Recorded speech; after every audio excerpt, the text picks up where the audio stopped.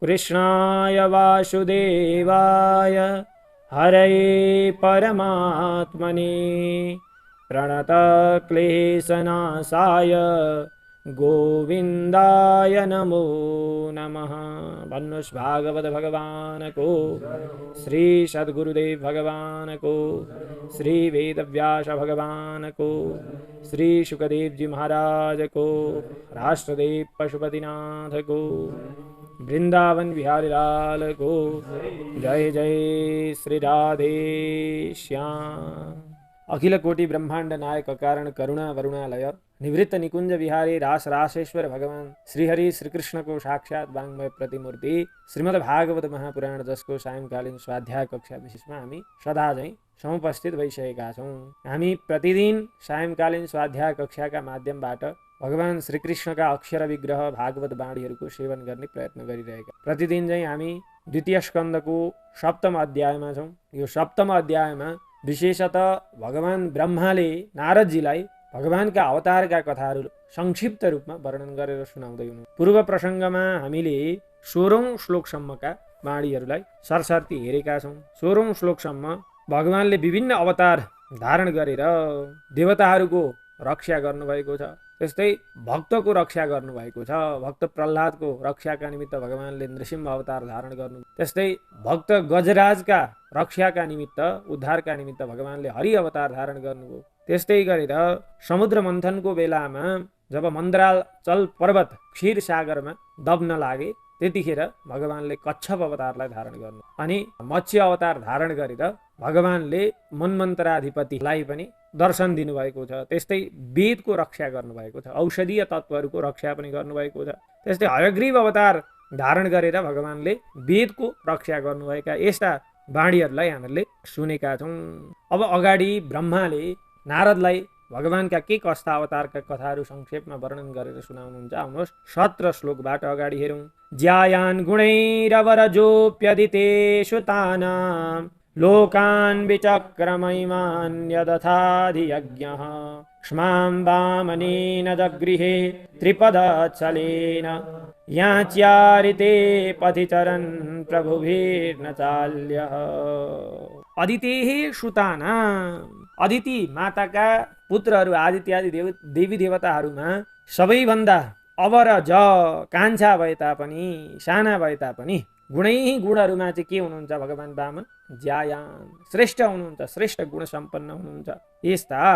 अनि वामन भगवान जब अदिति माताका गर्भबाट जन्मनुभयो तब के गर्नुभयो भन्दा अधियज्ञ, यज्ञ पुरुष भगवान बलिको यज्ञमा जानुभयो। यज्ञमा गएर अथ यद इमान लोकान विचक्रमे भनेको यो सारा लोकको विचरण गर्नुभयो। अनि क्ष्माम वामनेन त्रिपदच्छलेन जगृहे, अथवा विचरण गर्दै गर्दै बलिका यज्ञमा जानुभयो भगवान। अनि वामनेन, वामन भगवानद्वारा क्ष्माम भनेकी पृथ्वीलाई, त्रिपदच्छलेन अथवा क्ष्माम भनेको पृथ्वीमा विचरण गर्दै हिँड्नुभएका यस्ता वामनेन, वामन भगवानले त्रिपद छलेन, त्रिपद छलद्वारा त्रिपद 3 पाउको याचना गरेर, 3 पाइला जमिनको याचना गरेर सारा पृथ्वी स्वर्ग पाताल आदिको सबै राज्य के गर्नुभयो? जगृहे, बलिबाट लिनुभयो। बलिले पनि संकल्पद्वारा दिए। याच्यामृते पथिचरन प्रभुभिर्न चाल्यः। अब यहाँ के भन्नुहुन्छ ब्रह्मा भने पथिचरन, सत्मार्गमा हिँडेका व्यक्तिलाई याच्यारिते, याचना भन्दा अरू कुनै त्यस्तो उपाय छैन। प्रभुभिः भनेको समर्थशालीहरूले पनि याचना भन्दा अरू कुनै त्यस्तो उपायले नचाल्य, उसको पराक्रम, उसको समर्थ, उसको हरेक कुराको सत्वलाई, बललाई चाहिँ घटाउन सक्दैनन्। भगवान नारायण के समर्थशाली हुनुहुन्न थियो होला, तर बलि सत्पथमा हिँडिरहेका थिए, नराम्रा बाटामा हिँडेका थिएनन्। त्यस कारणले गर्दा बलिका अगाडि एउटा याचक भेषमा भगवान पुग्नुभयो र याचना गरेर देवताहरूको कल्याण गर्नुभयो। सत्मार्गमा हिँडेका व्यक्तिलाई कसैले पनि झुकाउन सक्दैन। आफू गएर पहिले झुक्छ अनि मात्र उसको सत्व डगमगाउँछ भन्ने कुरा यहाँ बताउनुभयो। अब अगाडि भन्नुहुन्छ नार्थो बलेर यमुरु क्रमपाद शौच मापः शिखा धृतवतो विबुधाधिपत्यं यो वै प्रतिश्रुतमृतेन चिकीर्षदन्य दात्मानमंग शिरसा हरये भीमेने। हे अंग, हे नारद जी, यह जो बलि राजा थिए वही निश्चय नै प्रतिश्रुतम ऋते, आफूले प्रतिज्ञा गरेको जो वाक्य थियो अथवा आफ्नो वाक्य त्यसलाई सत्य बनाउनका निमित्त अथवा आफ्नो वाक्य भन्दा अन्यत अरू कुरा चाहिँ नचिकिर्ष गर्नका लागि के भएनन्, उद्यत भएनन्, इच्छुक भएनन्, नचिकिर्षत। अब के गरे त भन्दा आफ्नो वाणीलाई सत्य तुल्याउनका लागि उनले आत्मानम, आफूलाई नै शिरसा, शिरका माध्यमद्वारा हरे हरि भगवानलाई अभिमेने, समर्पित गरे। आफू स्वयंलाई नै शिरका माध्यमबाट भगवानको पाउ शिरमा राखेर शिरका माध्यमबाट आफूलाई नै भगवानमा के गरे, समर्पण गरे। अब यस्ता बलि के थिए त भन्दा उरुक्रम पाद अयम, यी बलि राजा उरुक्रम पाद शौचमाप, उरुक्रम भगवानको पाउ प्रक्षालन गरेको आप जललाई शिखा आफ्ना शिरमा धृतव्रत धारण गर्ने भएका यस्ता बलि राजाका निमित्त विबुधाधिपत्यम भनेको स्वर्गको राज्यले पनि न अर्थ, कुनै अर्थ राख्दैन। भगवानको शिरलाई, भगवानको पाउलाई आफ्ना शिरमा धारण गर्ने यस्ता बलि राजाका निमित्त स्वर्गको राज्य पनि कुनै पुरुषार्थ हुँदैन भनेर यसरी बताउनुभयो। बलिको व्याख्या गर्नुभयो, बलिको महत्ताको कुरा गर्नुभयो। अब अगाडि भन्नुहुन्छ, तुभ्यं च नारद भृशं भगवान् विवृद्ध भावेन साधु परितुष्ट उवाच योगं ज्ञानं च भागवतमात्मशतत्वदीपं यद्वासुदेव शरणा विदुरञ्जसैव। भृशं विवृद्ध भावेन भनेको अत्यन्त प्रेम भावना हृदयमा उद्रेक भएको छ, बढेको छ। यसरी साधु परितुष्ट भनेको अनि त्यो भावना बढिसकेपछि के भन्नुभयो, भगवान सन्तुष्ट हुनुभयो। नारद, हे नारद भनेर नारदलाई बताउँदै हुनुहुन्छ। अनि तिमीले गरेको त्यो हृदयको प्रेम, विशुद्ध प्रेम चाहिँ जब पिकमा पुग्यो भनौँ न, उच्च तहमा पुग्यो, तब भगवान सन्तुष्ट हुनुभयो। सन्तुष्ट भएर के गर्नुभयो त भगवानले भन्दा योगम, योगको ज्ञान दिनुभयो, योग मार्ग बताउनुभयो। ज्ञानम, ज्ञान मार्ग। त्यस्तै आत्मसतत्व दीपम, आत्मतत्वलाई प्रकाश गराउने भएको यस्तो भागवतम, भागवत धर्मलाई पनि भगवानले के गर्नुभयो, उवाच बताउनुभयो। कसलाई? तुभ्यम च, हे नारद तिमीलाई पनि।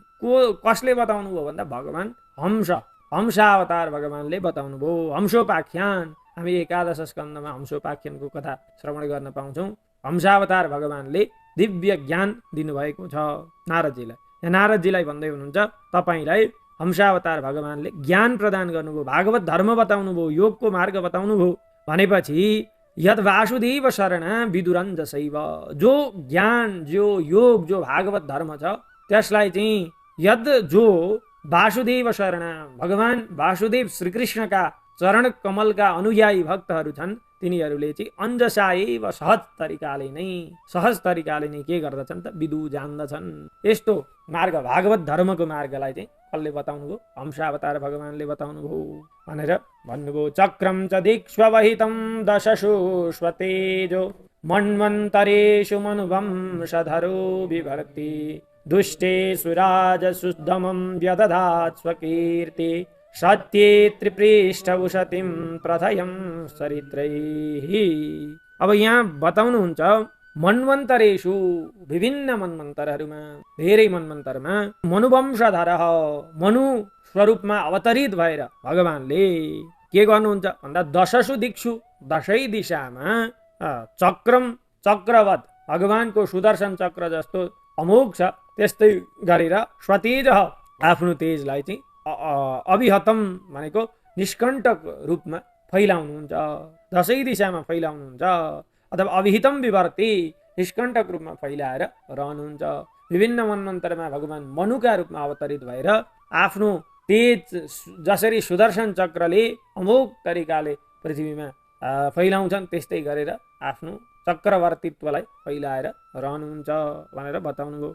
अनि के गर्नुहुन्छ मनु अवतारमा भगवानले भन्दाखेरि, सत्य त्रिपृष्ठे, सत्यलोकमा, स्वर्गमा पनि चरित्रै आफ्ना विविध चरित्रहरूद्वारा अथवा प्रशंसित चरित्रहरूद्वारा उषतिम धेरै ठुलो कीर्तिम आफ्नो कीर्तिलाई प्रथयन भनेको फैलाउँदै के गर्नुहुन्छ दुष्टेषु राजसु दुष्ट राजाहरूमा दमम भनेको दण्ड व्यदधात विधान गर्नुहुन्छ दुष्ट कुत्सित मार्गमा हिँडिरहेका राजाहरूलाई दण्ड विधान गर्नुहुन्छ मनु अवतार धारण गरेर भगवानले मन्वन्तरमा भनेर यसरी मनु अवतारको प्रसङ्ग बताउनु भयो अब अगाडि भन्नुहुन्छ धन्वन्तरीश्च भगवान् स्वयमेव कीर्ति नाम्ना नृणां पुरुरुजां रुजाशुहन्ति यज्ञे च भागममृतायुरवावरुन्ध आयुष वेदमनुशास्त्यवतीर्य लोके स्वयमेव कीर्ति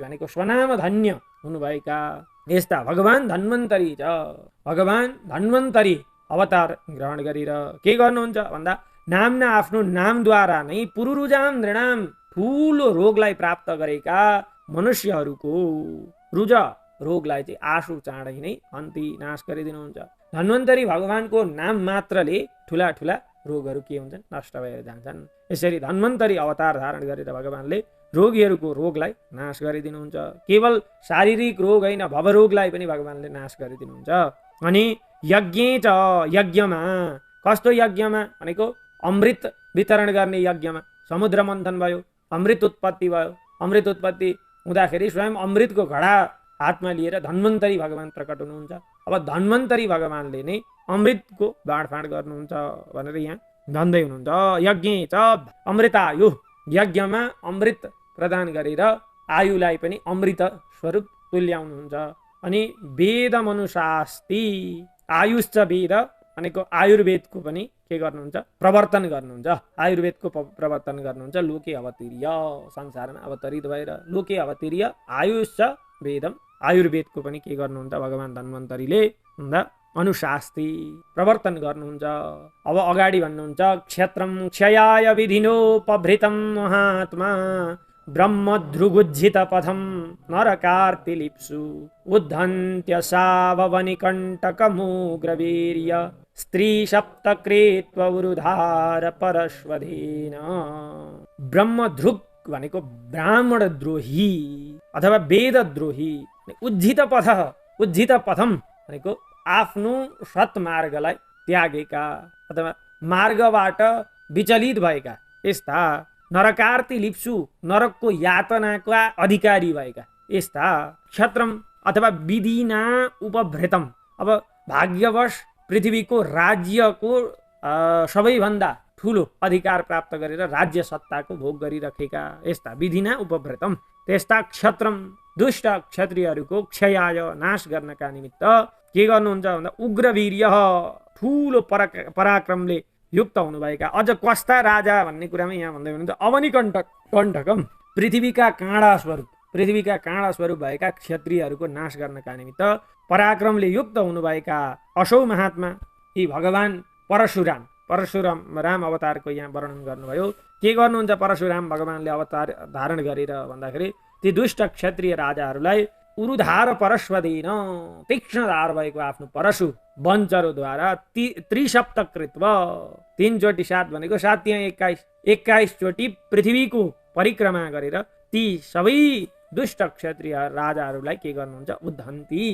विनाश गरिदिनु दुष्टताको विनाश गरिदिनुहुन्छ दुष्ट राजाहरूलाई सखाव गरिदिनुहुन्छ भगवान परशुराम अवतार धारण गरेर अब अगाडि बताउनुहुन्छ अस्मत् प्रसाद सुमुख कलया कलेश इक्ष्वाकुवंशवतीर्य गुरोर्निदेशे तिष्ठन् वनं सदयितानुज आविवेश यस्मिन् विरुध्य दशकन्धर आर्तिमार्छ कलेश कलायाः ईश कलायाः मायायाः ईश मायेश मायाका पति स्वामी हुनुभएका भगवान कलयासह लक्ष्मण भरत शत्रुघ्न आदि आफ्ना कलाहरूले शहीद भएर अस्मत् प्रसाद सुमुख हामीहरूलाई सुखी तुल्याउनका निमित्त अथवा हामीहरूको प्रसन्नताका निमित्त ब्रह्माजीले भन्दै हुनुहुन्छ अस्मत् भनेको हामीहरू ब्रह्माजी आदिको देवताहरूको प्रसाद खुसी अथवा उहाँहरूलाई सुमुख भनेको प्रसन्न तुल्याउनका निमित्त इक्ष्वाकु वंशे अवतीर्य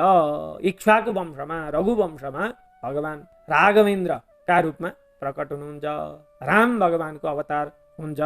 अनि गृह निदेशे आफ्ना पिताजीको आदेश भनौँ पिता दशरथको आदेशलाई चाहिँ शिरोधार्य गरेर गुरोर निदेशे सदैतानुज तिष्ठन्, गुरोर निदेशे तिष्ठन्, आफ्ना पिताजीका आदेशमा रहेर सदैतानुज सहित अथवा दैता सीतया अनुज लक्ष्मणेन च सह सदैतानुज वनम आविवेश वन प्रवेश गर्नुहुन्छ, अथवा माता सीता र लक्ष्मण भाइका साथमा भगवान राम के गर्नुहुन्छ, वन प्रवेश गर्नुहुन्छ, वन जानुहुन्छ, 14 वर्षका लागि वनवास जानु। अनि यस्मिन विरुद्ध दशकन्धर आरती मार्छत, यस्मिन त्यस्ता भगवान राममा चाहिँ विरुद्ध भनेको वैरी भाव राखेर दशकन्धर 10 शिरले युक्त भएका रावणले के गर्दछन्, आरतीम दुःखम आर्छत, दुःखलाई प्राप्त गर्दछन्।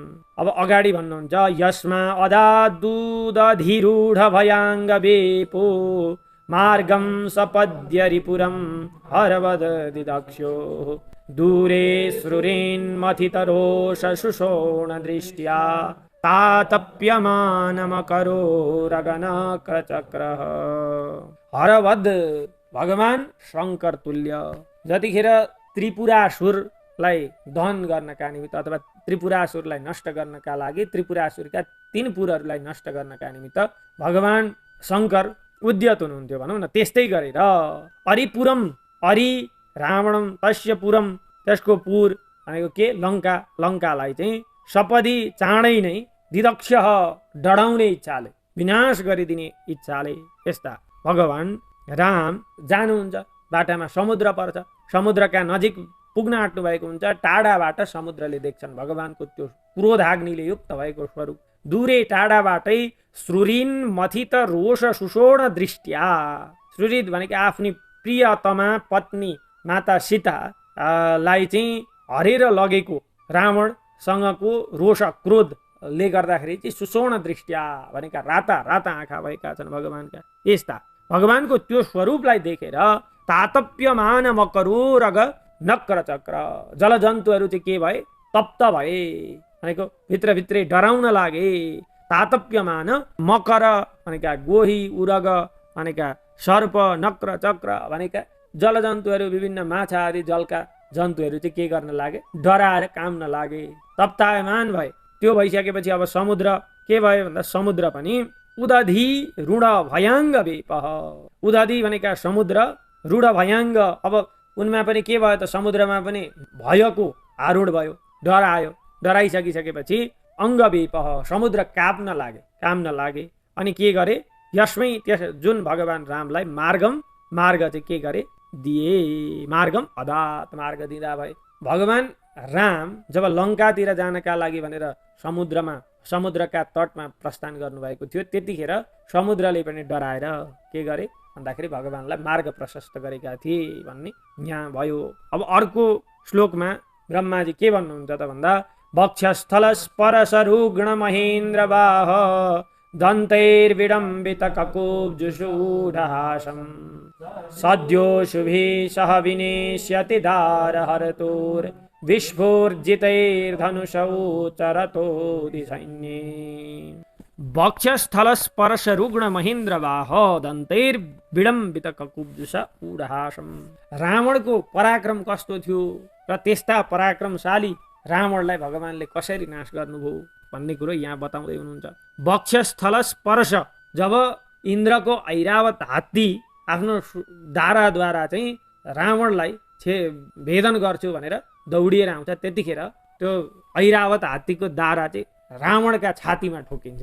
जस्तो 10,000 हात्तीको बलले युक्त भएको ऐरावत हात्ती है, हो त्यस्तो हात्ती ऐरावत, ऊ बेगले आएको छ, रावणका छातीमा उसको दाँत ठोकाएको छ। त्यतिखेर के हुन्छ अरे त भन्दाखेरि, वक्षस्थल स्पर्श रुग्ण महेन्द्र बाह दन्तैर विडम्बित, दन्तै उसको त्यो दारा चाहिँ चकनाचुर हुन्छ अरे, धुलो पिठो हुन्छ अरे। ऐरावत हात्तीको दारा रावणका छातीमा जब ठोकिन्छ त्यतिखेर ऐरावत हात्तीको त्यो दारा चकनाचुर भयो। अब के गर्छ त भन्दाखेरि, ककुब्जुष विडम्बित ककुब्जुष भनेको 10 दिशालाई चाहिँ त्यो ऐरावत हात्तीका त्यो दारो जब चूर्ण चूर्ण हुन्छ, त्यसले दसैँ दिशालाई चाहिँ सेतो बनाइदिन्छ। अनि उडहासम, अब मेरो पराक्रम यस्तो छ भनेर चाहिँ अट्टहास गरेर रावण हाँस्न लाग्दछ।